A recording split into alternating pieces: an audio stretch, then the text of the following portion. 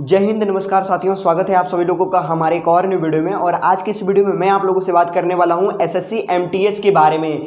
जी हां दोस्तों, मैं बात करने वाला हूं एसएससी एमटीएस एंड हवलदार के बारे में। तो क्या है इसकी एलिजिबिलिटी एंड क्राइटेरिया, क्या है इसकी एजुकेशन एंड क्वालिफिकेशन, और क्या है इसके एज लिमिट क्राइटेरिया, और क्या है इसके फिजिकल टेस्ट, इन सभी चीज़ों के बारे में डिस्कस करने वाले हैं आज की इस वीडियो में। तो चलिए ज़्यादा देर नहीं करते हुए वीडियो को शुरू करते हैं।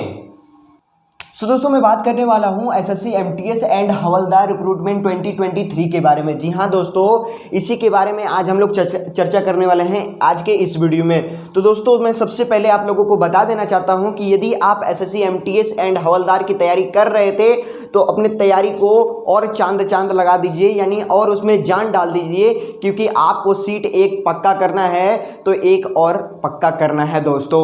तो अपनी तैयारी को एक नया उड़ान दे दीजिए दोस्तों, क्योंकि अब ये वैकेंसी अब ये टलेगी नहीं, बल्कि एक न एक दिन जरूर आ जाएगी दोस्तों। आज नहीं तो कल ये वैकेंसी आनी है, क्योंकि इसका एग्जाम डेट फाइनली निकल करके आ गया है दोस्तों। तो चलिए फटाफट हम लोग बात कर लेते हैं इसके एलिजिबिलिटी एंड क्राइटेरिया के बारे में दोस्तों।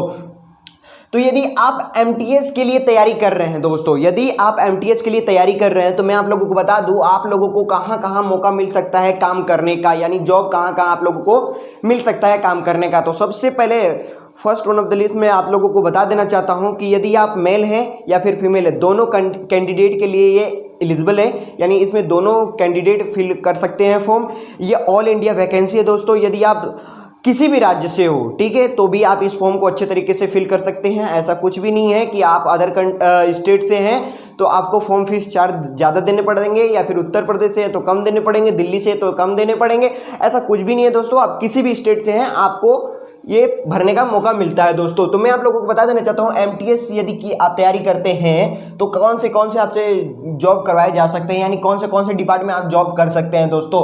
तो इनकम टैक्स डिपार्टमेंट में आप जॉब कर सकते हैं, एक्सटर्नल अफेयर्स के डिपार्टमेंट में काम कर सकते हैं, election commission and home affairs में कर सकते हैं, ईडी प्रेस में कर सकते हैं, इंफॉर्मेशन ब्यूरो में कर सकते हैं, टेलीकम्युनिकेशंस में कर सकते हैं, साइंस एंड टेक्नोलॉजी में आप काम कर सकते हैं, कैबिनेट सेक्रेटरीट में कर सकते हैं, department of revenue, ministry of health and family welfare में भी काम कर सकते हैं दोस्तों, सिविल एविएशन में काम कर सकते हैं दोस्तों, एमएसएमई में काम कर सकते हैं दोस्तों, कंज्यूमर अफेयर्स में काम कर सकते हैं, आपको काम करने का मौका मिल जाता है दोस्तों, पार्लियामेंट्री अफेयर्स में आपको काम करने का मौका मिल जाता है दोस्तों। सबसे बड़ी बात मैं आप लोगों को बता दूं, सीबीआईसी के बारे में आप लोगों को मौका मिलेगा जानने का और काम करने का, सीबीएन में भी आप लोगों को काम करने का मौका मिल जाएगा दोस्तों, और भी ढेर सारी चीज़ें जहाँ पे आपको काम करने का मौका मिल जाता है दोस्तों। यदि आप हवलदार के लिए तैयारी कर रहे थे तो यहाँ पे मैं आप लोगों को हवलदार के लिए भी बात बता देना चाहता हूँ कि हवलदार की यदि तैयारी करते हैं तो आपको कौन से जॉब मिलने का चांसेस है दोस्तों।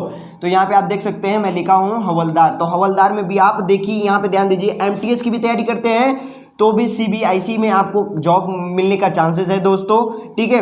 और हवलदार के भी आप काम करते हैं तो भी सीबीआईसी में आपको काम करने का मौका मिलता है दोस्तों, सीबीएन में भी काम करने का मौका मिलता है, सीजीएसटी में भी काम करने का मिलता है, और सर्विस टैक्स में भी काम करने का मौका मिलता है दोस्तों, कस्टम नार्कोटिक्स में भी काम करने का मौका मिलता है दोस्तों यहाँ पे आप लोगों को, और जनरल एग्जिट में भी आप लोगों को काम करने का मौका मिलता है दोस्तों। ये सबसे बड़ी बात है दोस्तों, आप लोगों को ढेर सारी डिपार्टमेंट में आपको काम करने का मौका मिल सकता है दोस्तों। तो मैं आप लोगों को बता देना चाहता हूं कि दोस्तों आखिर इसका एग्जाम डेट कब निकल करके आया है। तो यहाँ पे आप ध्यान दीजिएगा, एमटीएस का फुल फॉर्म होता है मल्टीटास्किंग स्टेप होता है दोस्तों, ठीक है, multitasking non technical step and havildar CBIC and CBN examination 2023 दोस्तों। जी हाँ दोस्तों, एग्जामिनेशन इसका 2023 के ही अंदर होगा। मैं आप लोगों को बता देना चाहता हूँ इसका डेट जो निकल करके आया है वो 1 से 29 सितंबर तक इसका एग्जाम कंडक्ट कराया जाएगा दोस्तों 2023 के अंदर। समझ गए आप लोग अच्छे तरीके से। तो एक बार मैं फिर से बता देना चाहता हूँ आप लोगों को, एमटीएस एंड हवलदार का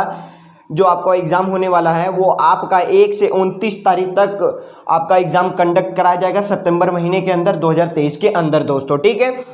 तो इसके फॉर्म फीस चार्ज कितने लगते हैं इनके बारे में भी चलिए हम लोग जान लेते हैं फटाफट, क्योंकि सबसे बड़ी बात ये भी है, ठीक है, कि आखिर इसका फॉर्म फीस चार्ज कितना है। तो मैं आप लोगों को बता दूं, यू और ओबीसी ईडब्ल्यूएस के लिए 100 रुपीज़ फॉर्म फीस चार्ज रखे गए हैं दोस्तों, SC ST के लिए 0 रुपीज़ रखे गए, यानी 1 भी रुपये नहीं देना है इन लोगों को, और ऑल कैटेगरी फीमेल के लिए भी कुछ भी नहीं पेड करने पड़ेंगे दोस्तों यहाँ पे।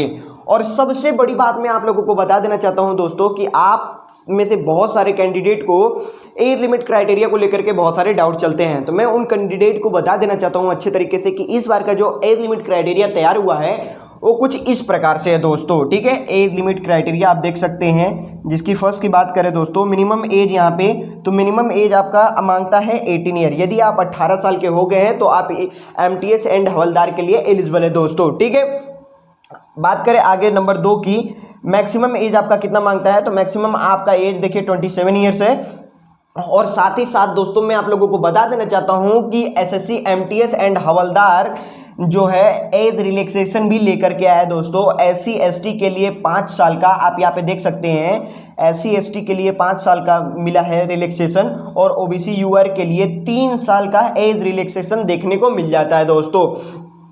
बात कर लेते हैं आगे दोस्तों एजुकेशन एंड क्वालिफिकेशन की, क्योंकि ये भी बहुत बड़ी प्लस पॉइंट होती है दोस्तों, ठीक है। एजुकेशन एंड क्वालिफिकेशन आखिर एसएससी एमटीएस एंड हवलदार में क्या मांगता है, तो मैं बता दूं आप लोगों को, ओनली 10th पास मांगता है दोस्तों, ओनली 10th पास। यदि आप 10th पास हैं तो आप इसके लिए एलिजिबल हैं, यानी केवल 10 ही पास आपको मांगता है दोस्तों, ठीक है।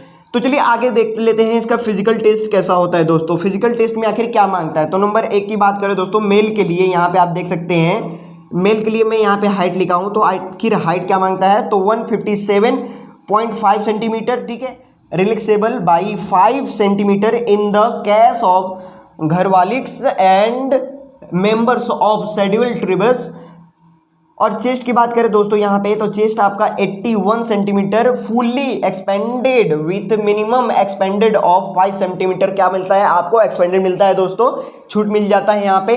फीमेल की बात करें यहाँ पे दोस्तों, तो फीमेल का हाइट यदि बात करें तो यहाँ पे आप देख सकते हैं 152 सेंटीमीटर आपका relaxable by 2.5 centimetre in the case of Garhwalis Assamese Gorkhas and members of schedules tribes में आपको देखने को मिल जाता है दोस्तों, यानी 2.5 आपका सेंटीमीटर क्या बनता है, छूट मिल जाता है। और वेट की बात करें दोस्तों यहाँ पे फीमेल के लिए, तो 48 kg relaxable by 2 kg in the case of Garhwalis Assamese Gorkhas and members of schedules tribes में देखने को मिल जाता है दोस्तों। फाइनली मैं आप लोगों को एसएससी एमटीएस का एक शॉर्ट नोटिफिकेशन देने का कोशिश किया हूं।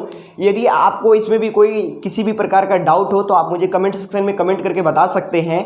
आई होप ये चीज़ें आप लोगों को अच्छे तरीके से समझ में आई होगी। यदि आप चाहते हैं कि इसके सिलेबस के बारे में भी मैं एक फुल डिटेल वीडियो लेकर के आऊँ तो आप मुझे कमेंट सेक्शन में कमेंट करके बता सकते हैं कि इसके फुल डिटेल सिलेबस वीडियोस लेकर के आ जाइए, तो मैं आप लोगों को लेकर के आ जाऊँगा। आई होप ये वीडियो आप लोगों को पसंद आएगा, पसंद आए तो लाइक कर देना, चैनल पे नहीं तो चैनल को सब्सक्राइब कर देना।